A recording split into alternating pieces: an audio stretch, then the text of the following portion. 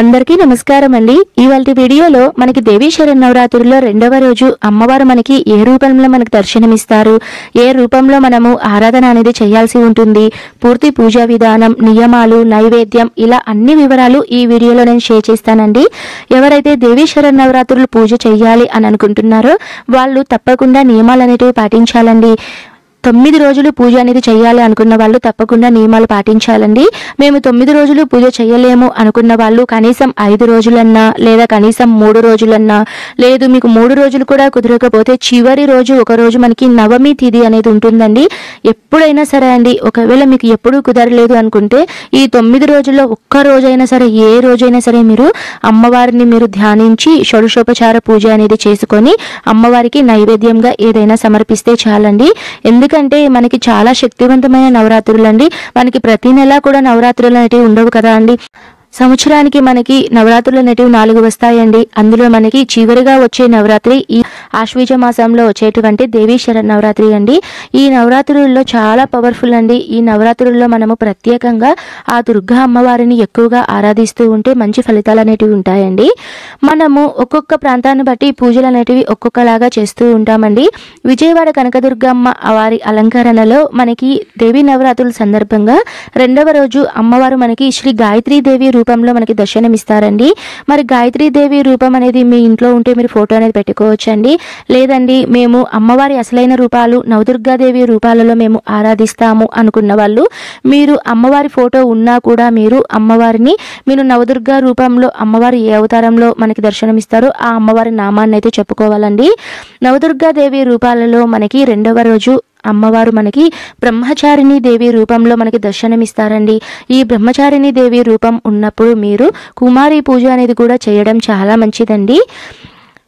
గాయత్రీదేవి అలంకరణ రోజు అంటే దేవీ నవరాత్రుల్లో రెండవ రోజు మీరు అమ్మవారిని పూజించాలి అనుకున్న వాళ్ళు ఏదైనా సరే ఒక పీఠంని ఏర్పాటు చేసుకొని ఆ పీఠం మీద గాయత్రీదేవి ఫోటో ఉంటే ఫోటో పెట్టుకోవాలండి। మీ దగ్గర ఫోటో అనేది లేకపోతే మీ దగ్గర దుర్గా అమ్మవారి ఫోటో ఉన్నా లేదా అమ్మవారి ఎవరిదైనా సరే విగ్రహం ఉన్నా సరే మీరు ఆ అమ్మవారి రూపంలో గాయత్రీదేవిని అయితే మీరు పూజించవలసి ఉంటుందండి। ముందుగా అయితే మనము గణపతికి పూజ చేయవలసి ఉంటుందండి। ఎందుకంటే మనం చేసేటువంటి పూజలో ఎటువంటి విఘ్నాలు కలగకుండా మన పూజకు పూర్తి పూజా ఫలితం రావాలి అనే ఉద్దేశంతో మనము ముందుగా ఆదిదేవుడు గణపతికి అయితే పూజ అనేది చేయాల్సి ఉంటుందండి। మీకు షోడశోపచార మంత్రాలు అనేవి తెలిస్తే మీరు గణపతికి షోడశోపచార మంత్రాలతో పూజ అనేది చేయొచ్చు। మీకు ఏ మంత్రాలు తెలియకపోతే గణపతికి మీరు పంచోపచార పూజ అనేది చేయొచ్చండి। విజయవాడ కనకదుర్గమ్మ ఆలయంలో రెండవ రోజు మనకి గాయత్రీదేవి రూపంలో మనకి అమ్మవారు దర్శనమిస్తారండి। గాయత్రీదేవి అంటే అన్ని మంత్రాలకు మూలశక్తి గాయత్రి అమ్మవారండి। ముక్త, విద్రుమ, హేమ, నీల, ధవల వర్ణాలు కలిగిన 5 ముఖాలతో శంఖం, చక్రం, గదం, అంకుశం ధరించి దర్శనమిస్తారండి।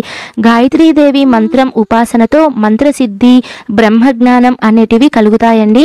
మంత్ర జపంతో చతుర్వేద పారాయణ ఫలితం కూడా మనకి వస్తుందండి। గాయత్రీదేవి మంత్రానికి చాలా శక్తి ఉందండి। ఎవరైనా సరే పూజలో మీకు ఏ మంత్రాలు తెలియకపోతే గాయత్రీదేవి మంత్రం ఒక్కటి మీరు పఠించి 108 సార్లు కానీ 50 సార్లు కానీ మీరు పఠించి పూజ అనేది చేసుకున్నా కూడా అందరికీ మంత్రాలు రావాలనైతే ఏం లేదు కదా అండి। రాని వాళ్ళు అమ్మవారి మంత్రం చదువుకున్నా కూడా మీకు మంచిదేనండి।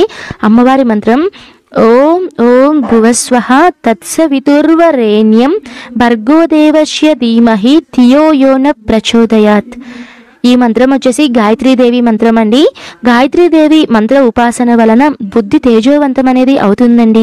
గాయత్రీ మాత ముఖంలో అగ్నిదేవుడు, శిరస్సులో బ్రహ్మదేవుడు, హృదయంలో విష్ణుదేవుడు, శిఖపై రుద్రుడు కొలువు ఉంటారని పురాణాలైతే చెప్తున్నాయండి। గాయత్రీదేవి మంత్ర జపం చతుర్వేద పారాయణ ఫలితాన్ని అయితే ఇస్తుందండి। అమ్మవారికి ఎక్కువగా నైవేద్యం అనేది కొబ్బరి అన్నం కానీ లేదా పులిహోర కానీ లేదా పాయసాన్ని మీరు నైవేద్యంగా సమర్పించవచ్చు। తప్పకుండా ఇవే సమర్పించాలి అనైతే ఏం లేదండి। మీ శక్తి కొలది మీరు ఎటువంటి నైవేద్యాలన్నా సరే మీరు చేసుకొని అమ్మవారికి సమర్పించవచ్చండి। నా దగ్గర ఫోటో లేదు, విగ్రహం లేదు అని నేను సాక్షాత్తు దుర్గాదేవి ఫోటోకే నేను గాయత్రీదేవి రూపంలో పూజ అనేది చేసుకున్నానండి। ధ్యానం అనేది చేసి అర్ఘ్యపాద్యాలను సమర్పించి పూజ అనేది చేసుకున్నానండి। ఒక పంచపాత్ర తీసుకొని పక్కన ఒక ప్లేట్ తీసుకొని అమ్మవారికి ఓం గాయత్రీదేవి నమః ధ్యాయామి ధ్యానం సమర్పయామి సమర్పయామి ఆవాహయామి అని అనుకొని గాయత్రీదేవి ఫోటో దగ్గర మీరు అక్షింతలు పుష్పాలు అనేటివి వేసుకోవాలండి. తరువాత అమ్మవారికి మీరు అర్ఘ్యపాద్యాలను సమర్పించాలండి. అర్ఘ్యపాద్యాలను అన్నిటిని సమర్పించిన తర్వాత మీ దగ్గర కనుక విగ్రహం ఏదన్నా ఉంటే పంచామృతాలతో అభిషేకం అనేది చేసుకోవచ్చండి. లేదా మీరు పసుపు నీళ్ళతో కానీ కుంకుమ నీళ్ళతో పూజ అనేది అభిషేకం అనేది చేసుకోవచ్చండి. ఈ విధంగా అయితే మీరు చేసుకోవాలండి అమ్మవారికి పూజ. తర్వాత మనం చివరగా అమ్మవారికి అక్షింతలు, గంధం, పుష్పం, దీపం, ధూపం అన్ని సమర్పించాలండి. ఇప్పుడు ఓం గాయత్రీదేవ్యై నమః అక్షితాన్ సమర్పయామి అని అనుకోవాలండి. అలానే పుష్పాలు, అలానే గంధం పెట్టినప్పుడు మనం ఇలాంటి మంత్రాలు చదువుకోవాలి. తర్వాత మనము గాయత్రీదేవి అష్టోత్తర శతనామావళి మంత్రాలను తప్పకుండా పఠించాలండి. చెప్పాను కదా అండి, మీకు ఒకవేళ ఏ మంత్రం రాకపోతే ఈరోజు మీరు ఓం శ్రీ గాయత్రీదేవ్యై నమః అని ఒక మంత్రాన్ని పఠిస్తే చాలండి. ఒకవేళ ఈ మంత్రం కూడా పఠించలేని వాళ్ళు ఓం శ్రీ గాయత్రీ మాత్రే నమః ఈ మంత్రాన్న పఠించవచ్చండి. లేదా గాయత్రీదేవి మూల మంత్రం అంటే ఓం ఓం భువస్వః తత్స్వవితుర్వరేణ్యం భర్గో దేవస్య ధీమహి ధియో యో న ప్రచోదయాత్ ఈ మంత్రాన్ని మీరు పఠించినా కూడా చాలండి. నేనైతే ఇక్కడ ఈ పూజలో పసుపు కొమ్ములతో పూజ అనేది చేసుకున్నానండి. అష్టోత్తర శతనామావళిలు మీరు పసుపు కొమ్ములతో చేసుకోవాలనైతే ఏం లేదండి. మీరు కుంకుమతో అన్న పూజ చేసుకోవచ్చు, లేదా మీరు పుష్పాలతో అన్న అక్షింతలతోనన్నా మీ దగ్గర మీకు అందుబాటులో ఏ ఉంటాయో వాటిని ఉపయోగించుకొని మీరు పూజ అనేది చేసుకోవచ్చండి. నేనైతే 9 రోజులు అమ్మవార్లకి ఒక్కొక్క రకంతో నేను పూజలు అనేటివి చేయాలి అనైతే నేను ఒక దీక్షలాగా అనుకున్నానండి. కాబట్టి నేను ఆ ప్రకారం నేను ఒక్కొక్క రోజు ఒక్కొక్క ఐటమ్స్తో నేను అమ్మవారికి అష్టోత్తర శతనామావళిలు పఠిస్తున్నాను. ఆ పసుపు కొమ్ములతో పూజ అనేది నేను చేసుకుంటున్నానండి. అష్టోత్తర శతనామావళి మొత్తం పఠించిన తర్వాత అమ్మవారికి ధూపం చూపించాలండి. అంటే అగరబత్తులు కానీ లేదా మీ దగ్గర డూత్ స్టిక్స్ ఉన్నా కూడా మీరు అమ్మవారికి ధూపం అనేది చూపించవచ్చండి. తర్వాత మీరు దీపం అనేది చూపించాలి. ఓం గాయత్రీదేవ్యై నమః దీపం దర్శయామి అని అమ్మవారికి దీపం చూపించాలి. చివరిగా మంగళహారతి అనేది ఇవ్వాలండి. మంగళహారతి ఇచ్చిన తర్వాత అమ్మవారికి తాంబూలం అనేది ఇవ్వాలండి. మీ శక్తి కొలది మీరు జాకెట్ ఉంటే జాకెట్ కానీ చీర కానీ ఏదైనా సరే అండి. ఏమీ లేకపోతే 2 తమలపాకులు 2 ఖర్జూరం అన్నా పెట్టచ్చండి. లేదా 2 తమలపాకులు, వక్కలు, అరటి పండ్లు 2 అన్నా పెట్టచ్చండి. మీ శక్తి కొలది మీరు తాంబూలం పెట్టచ్చండి. ఒకవేళ మీరు ఏది పెట్టలేని వాళ్ళు ఒక తమలపాకు మీద మీరు పసుపు కుంకుమ అనేది పెట్టి మీరు అమ్మ ఇది తాంబూలంగా నేను సమర్పిస్తున్నాను అని అమ్మవారి పాదాల దగ్గర అయితే పెట్టుకోవచ్చండి. మనం పూజ అనేది చేస్తే ఆడంబరాలకు పోయి అవి తెచ్చుకోవాలి ఇవి తెచ్చుకోవాలి పూజ అనేది చేసుకోకూడదండి. మనము మంచి భక్తితో పూజ అనేది చేసుకొని మనకి ఉన్నంతలోనే మనం పూజ అనేది చేసుకొని అమ్మవారిని ధ్యానిస్తే తప్పకుండా ఆ అమ్మవారి అనుగ్రహం అనేది మనకు ఉంటుందండి. నేను చెప్పేది ఒకటేనండి, మీరు పూర్తి భక్తితో మీరు ఇన్ని మంత్రాలు చదవాలి అని కూడా ఏం లేదండి. ఓం గాయత్రీదేవ్యై నమః అని మీరు నవరాత్రుల రోజు ఉదయాన్నే మీరు అమ్మవారి ఫోటో దగ్గర ఈ మంత్రాన్ని జపించి పూజ అనేది చేసుకున్నా కూడా మీకు పూజా ఫలితం అనేది వస్తుందండి. ఈ నవరాత్రులు శక్తివంతమైనవి కాబట్టి ఈ నవరాత్రుల్లో ఖచ్చితంగా అమ్మవారిని మనం ఆరాధించాలండి. రోజుకు ఒక్కొక్క అమ్మవారిని మనము ఆరాధిస్తూ పూజ అనేది చేసుకోవాలండి. నైవేద్యం విషయానికి వస్తే మీ శక్తి కొలది మీరు ఎటువంటి నైవేద్యమైనా చేసుకోవచ్చండి.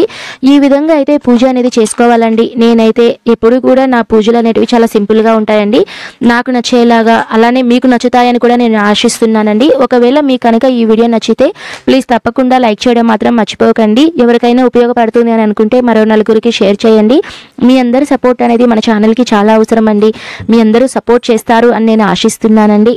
ఓకే అండి, థ్యాంక్ యూ ఫర్ వాచింగ్. మరో మంచి వీడియోతో నేను మీ ముందుంటాను. దేవీ నవరాత్రులకు సంబంధించి అన్ని పూజా వీడియోస్ మన ఛానల్లో ఉన్నాయండి. మీకు ఎవరికైనా ఉపయోగపడితే తప్పకుండా ప్రతి వీడియో లింక్ అనేది నేను డిస్క్రిప్షన్లో ఇస్తాను.